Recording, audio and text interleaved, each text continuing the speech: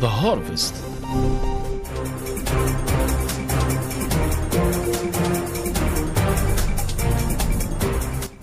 Welcome, Africa FM listeners. In Algeria, Algiers has launched the International Conference on Colonial Crimes in Africa, an event held under President Abdelmajid Tebboun's AU-Pact initiative. The conference opened with a strong call for global recognition of slavery and colonialism as crimes against humanity. Let's go directly to our correspondent on the ground, Iman Nouad, for a full chronicle of what is happening right now. Hello, Iman. Can you share insights about the event? Hello, Amira, and hello to our listeners. Indeed, today the International Conference on the Crimes of Colonialism in Africa is underway at the International Convention Center here in Algiers under the theme towards redressing historical injustices through the criminalization of colonialism. The opening featured remarks from His Excellency Titi Antonio, the chairperson of the Executive Council of African Union, His Excellency Ambassador Bankole Adeoye, and His Excellency Eric Phillips of the CARICOM, emphasizing the crimes of slavery and colonialism and the urgent need for restitutions. Algeria's Minister of State, Minister of Foreign Affairs, International Community Abroad and African Affairs, His Excellency Ahmed Attaf, then welcomed participants on behalf of President Abdelmajid Tebboune, highlighting Algeria's long struggle against colonialism and the conference's aim to recognize these crimes, codifying colonialism as an international offense and pursue justice, restitution and accountability as well. The delegates are now at the moment discussing the human and generational impact of colonialism, examining its ongoing social, economic and cultural effects. That's all for now. This is Iman Nouad reporting from the CIC in Algiers. Back to you to the studio, Amira. Thank you for all these details, Iman. Algerian Foreign Minister Ahmed Attaf opened the meeting recalling the Liberation War's legacy of justice and resilience, emphasizing that Africa remembers colonial injustice. Attaf reaffirmed Algeria's full support for the African Union's call for official recognition of these crimes. Let's listen. Defending our memory is a duty upon us. We are committed to take lessons from the legacy of our ancestors who liberated lands and nations and lifted the yoke of slavery and oppression from people. Our continent has realized that addressing the remnants of colonialism has become imperative, and to continue forging the path with determination and steadfastness toward building the future that Africa's youth, its liberating journey continues as attempts to erase history and falsify facts persist. At the heart of this collective memory, our continent preserves the ordeal of Algeria. As a rare model from this bitter experience, Algeria fully aligns with the core objectives defined by the African Union for this initiative to achieve historical justice.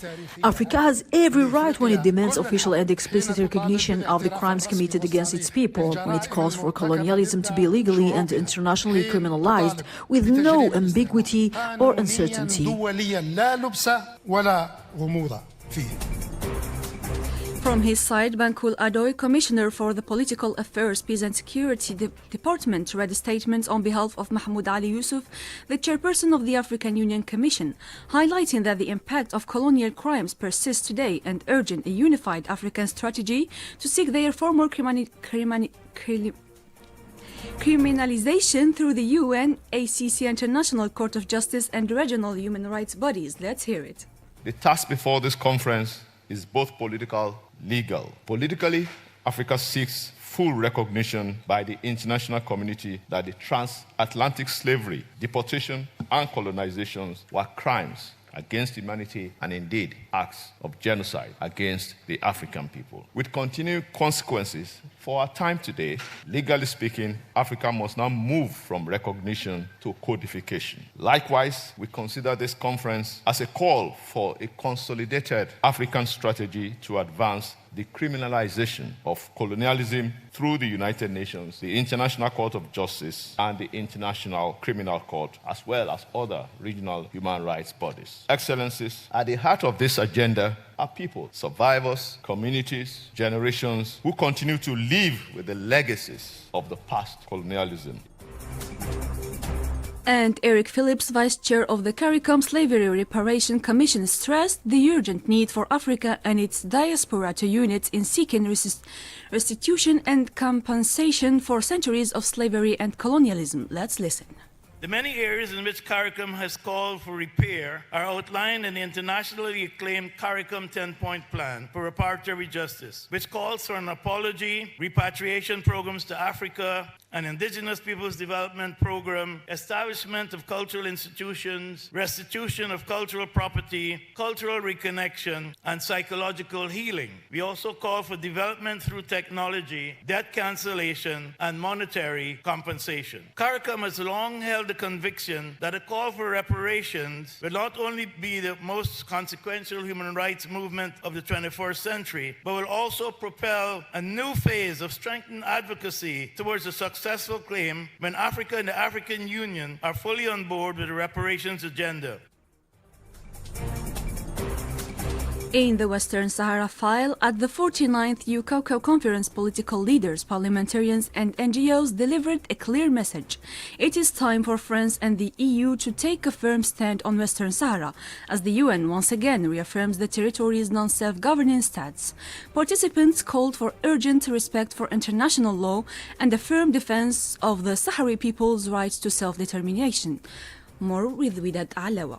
As this important diplomatic event on the rights of the Sahrawi people unfolds with the firm determination to adopt a serious stance toward resolving the Sahrawi issue, the UCOCO issued a final communique beginning with the call for broad popular mobilization in Europe on the occasion of 50 years since the occupation, and for strengthening alliances, especially with the struggles of colonized people, and seizing the plunder of natural resources, denouncing human rights violations committed by the Moroccan occupying forces. Furthermore, adopting a program to strengthen the construction of the Sahrawi state in the social, economic, and territorial fields. The UN delegation reaffirmed Security Council Resolution 2797, recognizing MINURSO's mandate and Polisario Front as the Sahrawi people's sole representative. The conference also condemned efforts to impose EU-Morocco agreements that violate European Court of Justice rulings due to the absence of Sahrawi consent. In a decisive demonstration of unity and purpose, the European Conference of Support and Solidarity with the Sahrawi people reaffirmed its unwavering commitment to international law, the Sahrawi people's right to self-determination, and a just, lasting solution to the Western Sahara conflict.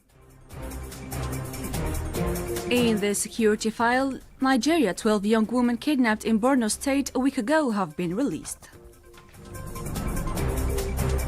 In Central African Republic, UN Peacekeeping Chief Jean-Pierre Lacroix ended a 4-day visit to Bangui on November 29th, praising security gains and reaffirming UN support for safe and transparent elections on December 28th. In South Africa, President Cyril Ramaphosa will address the nation at 7 o'clock on Sunday evening. This follows South Africa's successful hosting of the G20 Leaders Summit. Now moving to culture, the 9th International Cultural Festival of Contemporary Visual Art opened yesterday at Algiers Mufti Zakaria Culture Palace. Running from November 29th to December 6th, the festival features participants from 34 countries under the theme Beyond Borders. More about the event with Yasmin Ben Ashur.